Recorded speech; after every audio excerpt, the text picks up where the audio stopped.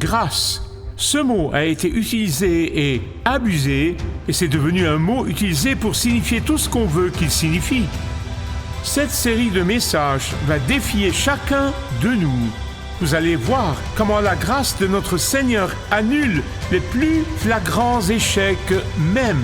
Vous allez apprendre comment aimer et chérir la grâce de notre Seigneur Jésus-Christ au lieu de se vautrer dans votre peine et votre culpabilité.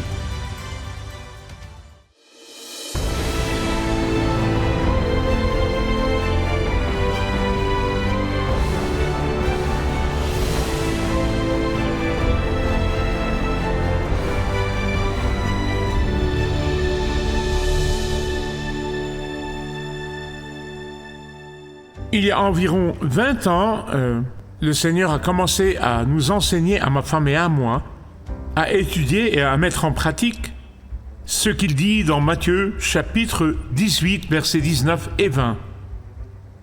Maintenant, bien sûr, connu sous le nom de la prière en accord. Il faut que je vous le dise dès le départ pour que vous compreniez. Je ne sais pas tout ce qu'il faut savoir là-dessus pour que vous le sachiez. À ce jour, je ne sais toujours pas. Alors laissez-moi vous le dire. Si deux d'entre vous s'accordent sur la terre pour demander quoi que ce soit, cela leur sera accordé par mon Père céleste. Dans son contexte, cette promesse vient après avoir assuré que nous devons être honnêtes avec Dieu et avec l'homme. En d'autres termes, il doit y avoir une pureté de motivation avant de pouvoir prier cette prière d'accord et revendiquer les promesses qui sont ici. Il doit y avoir la pureté dans le désir de prier selon la volonté de Dieu pour son honneur et pour sa gloire et non pour notre propre vanité. J'ai commencé à apprendre que lorsque mari et une femme s'unissent dans la prière, concernant quelque chose qui est conforme à la parole de Dieu, conforme à la volonté de Dieu, qui donne honneur à Dieu et gloire à Dieu, et ils sont totalement en accord. Je ne veux pas dire que quelqu'un dise « Eh bien, pouvez-vous prier avec moi jusqu'à ce que nous soyons d'accord ?» J'ai vu ça aussi. La manipulation arrive quand vous êtes en accord avec moi là-dessus. Non, je parle d'un accord total. Je ne vais pas simplement suivre, mais c'est un accord total sur le fait que je suis aussi engagé que vous.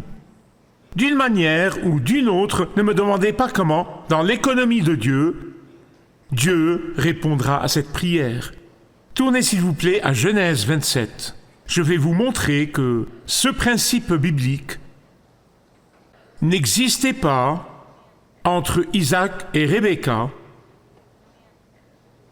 dans leur vie commune en tant que mari et femme. L'unité dans la prière et l'unité dans les objectifs étaient inexistantes. Et à cause de ce manque d'unité, beaucoup de chagrin, beaucoup de douleurs ont suivi. Maintenant, dans le dernier sermon, nous avons commencé une nouvelle série de messages sur la façon dont la peur trompe et amène la tromperie, mais la grâce de Dieu libère. Dans le dernier message de la Genèse 25, nous avons vu Isaac et sa femme, et j'y ai fait allusion, Rebecca, dans une désunion totale. Isaac et sa femme Rebecca n'ont pas pleinement obéi à la révélation de Dieu, à la parole que Dieu leur avait adressée. Isaac et Rebecca avaient des tensions et des dissensions dans leur relation. Et c'est pour cela qu'ils n'avaient pas confiance en la promesse de Dieu. Ils n'ont pas ancré leur unité dans la promesse de Dieu. Cette tension conjugale a exacerbé la tension entre les deux garçons. Tournons-nous vers la Genèse 27. Ici, nous voyons ce manque d'unité entre Isaac et Rebecca, le revenir en pleine face. Je veux dire, c'était un vrai désastre. Maintenant, permettez-moi de vous rappeler que Dieu leur a donné une révélation spéciale pour cette famille. Cela ne veut pas dire que toutes les familles devront s'y conformer, non. Ce sont les leçons que nous en tirons. Et la révélation spéciale était la suivante. Écoutez attentivement. Dieu accomplira sa promesse qu'il a donnée à Abraham, le père d'Isaac. La bénédiction et la naissance du Messie, c'est vraiment de cela qu'il s'agit. Il s'agit de la lignée, de la naissance du Messie Jésus. Que la lignée du Messie viendra de Jacob et non d'Ésaü. Que le Messie viendra des descendants de Jacob et non d'Ésaü. Ce qui, comme je l'ai encore dit, constitue en fait un renversement dans la norme culturelle. La norme culturelle est que le plus âgé est celui qui reçoit la bénédiction et non le plus jeune, mais Dieu renverse ces normes. Et puis nous avons vu Isaac et Rebecca opérer d'après leurs propres sentiments, d'après leurs propres émotions. L'un favorisait l'un et l'autre l'autre. Isaac favorisait Ésaü et Rebecca favorisait Jacob. Nous avons aussi vu qu'Ésaü avait une attitude très cavalière envers son droit d'aînesse. Quand il a décidé pour un moment de désir, un moment de faim, de le vendre pour un bol de soupe à son frère Jacob. Puis il s'est plaint. Cette saga biblique est remplie de leçons très importantes pour tous les aspects de notre vie. À mesure qu'Isaac vieillit et commence à perdre la vue, et malheureusement, il ne perdait pas sa dureté de cœur. Comment se fait-il, demandez-vous, qu'il ait eu cette attitude obstinée? Parce qu'il était déterminé à transmettre la bénédiction au mauvais fils. Oh, et contre la direction très claire de Dieu. Maintenant, bien-aimés, voici le problème. Certains d'entre vous ne seront pas d'accord, alors je vous le dis tout de suite. Dans toutes nos relations, et je m'inclus avec tout le monde, dans toutes nos relations, nous avons tendance à ressembler plus à Isaac. Nous agissons souvent selon nos émotions au lieu d'agir selon la vérité de la parole de Dieu. Merci. Nous répondons souvent avec nos émotions, mais qu'est-ce que Dieu dit? Nous permettons souvent à nos impulsions de prendre le dessus sur nous au lieu de ce que Dieu veut et ce que dit sa parole. Nous agissons souvent en faveur de nos désirs et de nos préférences plutôt que de la vérité de la parole de Dieu. Isaac faisait ses transactions en secret. Au lieu d'être franc avec toute la famille, Isaac a conclu un accord secret avec Ésaü. Pourquoi ? Parce qu'il savait qu'il allait à l'encontre de la révélation de Dieu, de l'oracle de Dieu adressé à sa femme Rebecca. Écoutez, même le grand patriarche Abraham, je veux dire, tous les auteurs du Nouveau Testament parlent de la foi d'Abraham, de la foi d'Abraham.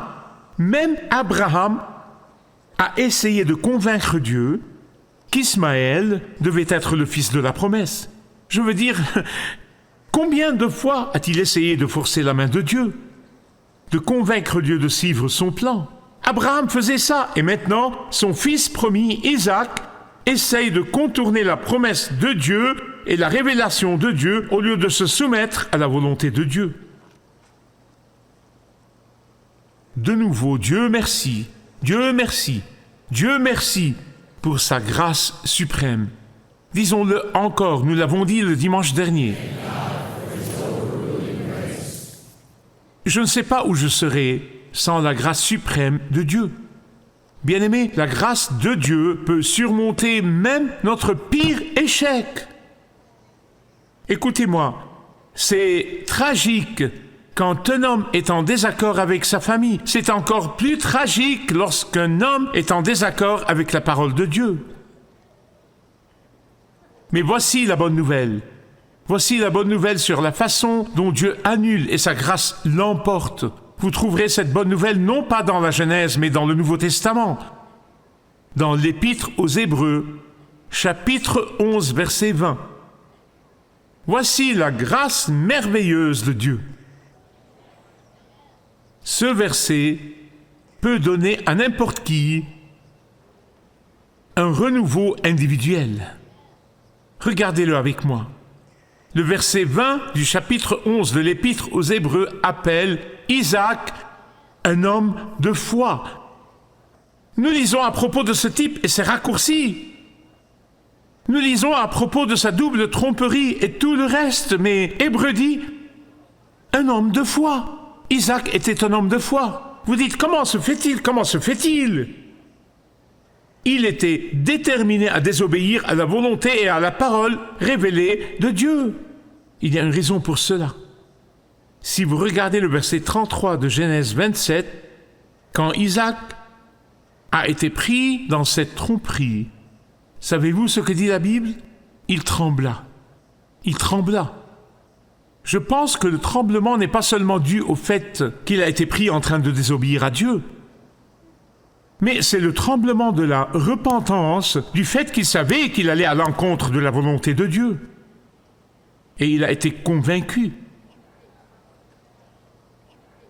À ce moment-là, il a été rempli d'une bonne culpabilité.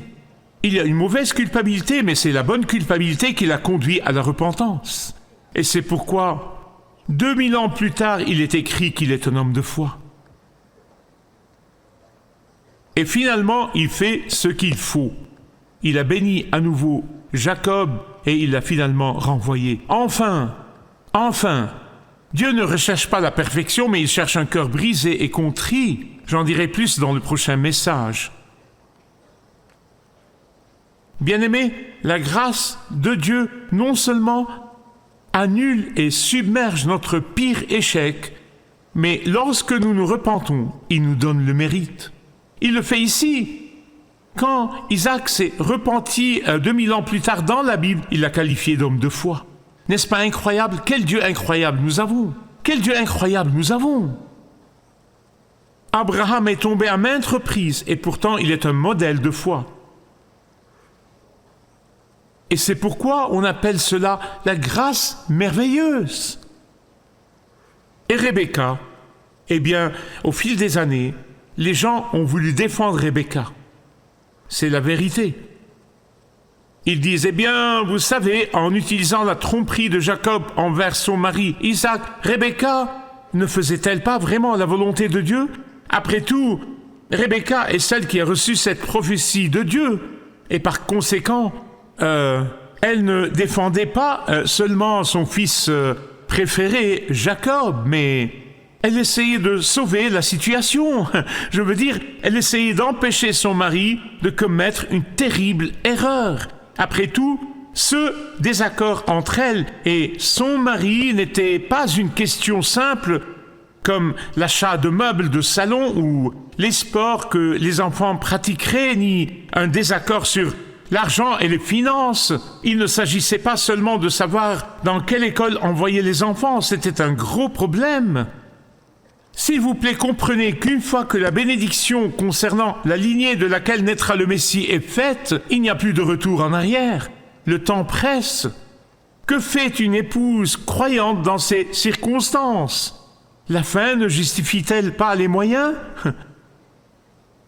Et au final, qu'est-ce qu'un petit mensonge? Un petit mensonge. Juste une petite tromperie au sein de la famille, non? Salut. Laissez-moi vous demander ceci. Pouvez-vous voir ici la tromperie de Satan, le mensonge de Satan et la tentation de Satan? Pouvez-vous les voir? Si vous ne le voyez pas, ce n'est pas grave, je vais vous les montrer. En fait, je vais exagérer pour que vous puissiez le voir. C'est exactement la même tentation que Satan utilise encore et encore avec nous tous, y compris votre pasteur. Ça s'appelle faire la bonne chose de la mauvaise manière. Et la raison pour laquelle je l'appelle la tentation préférée de Satan, c'est l'une de ses tentations préférées. Vous savez pourquoi? Parce qu'il l'a utilisée avec Jésus. Il l'a utilisée avec Jésus. Et ça s'appelle les raccourcis. Et il l'utilise avec chacun de nous. C'est vrai. Satan vient vers Jésus dans le désert et dit, maintenant c'est une traduction de Youssef, vous ne la trouverez pas dans votre Bible, d'accord? Je vous ai dit que j'allais exagérer. Jésus, tu sais et je sais que tu seras le roi souverain de l'univers. Jésus, je sais et tu sais que tu seras le grand juge de l'univers. Maintenant, laisse-moi te montrer un chemin simple vers ta destination. Jésus, il existe un moyen plus simple d'atteindre ton objectif. Et ce moyen te permettra d'éviter les horreurs de la croix. Laisse-moi te le montrer. N'est-ce pas gentil? Satan n'est-il pas gentil? Il va vous y emmener. Il va vous aider. Mes amis bien-aimés, méfiez-vous toujours des raccourcis de Satan. Méfiez-vous des raccourcis de Satan. Voici une bonne question que vous pouvez vous poser si vous vous trouvez dans cette situation. Voici la question. Vous êtes prêts? Dieu peut-il accomplir son plan et ses promesses sans moi? Oh, cela touche notre orgueil, n'est-ce pas? Peut-il le faire sans moi? Oui, bien sûr. Alors pourquoi donc ferais-je la bonne chose de la mauvaise manière? Bien-aimés, vous ne pouvez pas vaincre un péché en commettant un autre. Ce n'est jamais la voie de Dieu. Ce n'est jamais la voie de Dieu. Ce n'est jamais la voie de Dieu. Alors qu'aurait dû faire Rebecca? Écoutez attentivement s'il vous plaît. Je vais le mettre dans un contexte moderne. Elle aurait dû aller voir son mari Isaac et elle aurait dû lui dire « Zach, mon amour, Zach, mon chéri, Zach, mon cœur, je t'ai entendu parler de ce que tu t'apprêtes à faire. As-tu oublié la révélation de Dieu? As-tu oublié ce que Dieu a dit? As-tu oublié la prophétie spéciale que j'ai reçue du Seigneur? As-tu oublié comment Dieu a répondu surnaturellement à tes prières en ma faveur et nous a donné ces 2 garçons? As-tu oublié comment Dieu a tenu ses promesses envers ton père et ta mère en te leur donnant à un âge très avancé, même s'ils ont attendu 25 ans? Ça aurait été comme l'homme qui a dit hier soir, j'ai échangé des paroles avec ma femme, je n'ai pas pu utiliser la mienne. Et ça aurait été bien. Isaac n'était pas obligé d'utiliser la sienne. Maintenant qu'Isaac se soit repenti ou non, ce n'est pas la question. Rebecca s'est probablement convaincue qu'Isaac avait non seulement un durcissement des artères et de la vue, mais qu'il avait également une dureté de cœur et qu'il ne voulait pas écouter. Personnellement, je crois qu'il y a plus que cela. Je pense qu'Isaac et Rebecca ont cessé de communiquer entre eux depuis longtemps auparavant. Des années plus tôt, ils ont cessé de communiquer. Bien-aimés, écoutez-moi bien sur ce point. C'est très important. C'est un sujet très sensible. Je sais que lorsque la communication significative entre mari et femme cesse d'exister, le péché est toujours et constamment disponible. Quand une bonne et saine unité de but et de prière entre mari et femme disparaît, Satan attend toujours dans les coulisses avec un raccourci. Lorsque l'unité dans la prière et l'intercession s'effondre, elle est remplacée par une lutte pour le pouvoir, une tromperie et une volonté personnelle. Non seulement cela, Rebecca s'y est mal prise, mais ils ont tous deux, Isaac et Rebecca, donné un exemple horrible aux garçons. Bien-aimé, j'ai appris il y a longtemps que les enfants n'écoutent pas nos paroles autant qu'ils observent nos actions. Ah, quelle opportunité manquée pour Isaac et Rebecca!